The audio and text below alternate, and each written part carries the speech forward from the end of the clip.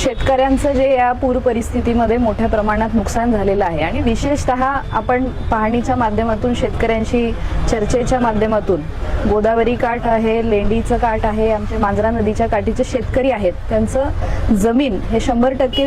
पीक नुकसान झालेलं आहे आणि सगळी जमीन खरडून गेलेली आहे। ही नांदेड जिल्ह्याची आज परिस्थिती आहे। जिल्हाधिकाऱ्यांच्या माध्यमातून शासनाकडे एक शिफारस व्हावी की या नदीकाठच्या शेतकऱ्यांचं जे नुकसान झालेलं आहे आणि तेलंगणाच्या पोचमपाडच्या बॅकवॉटरचं आणि निजामसागरच्या डॅमचं जे पाणी येऊन शेतकऱ्यांचं नुकसान झालेलं आहे त्यासाठी शासनाकडून एक विशेष आर्थिक पॅकेज या सर्व 5-6 तालुक्यातील शेतकऱ्यांना मंजूर व्हावं ही शिफारस आपल्या नांदेड जिल्ह्याच्या माध्यमातून शासनापर्यंत जावी आजच्या मीटिंगचा विषय। कलेक्टर साहेबांनी आम्हाला माहिती दिली, नांदेड जिल्ह्यामध्ये जे नुकसान झालेलं आहे त्यांनी 325 कोटीची जे नुकसानीची आज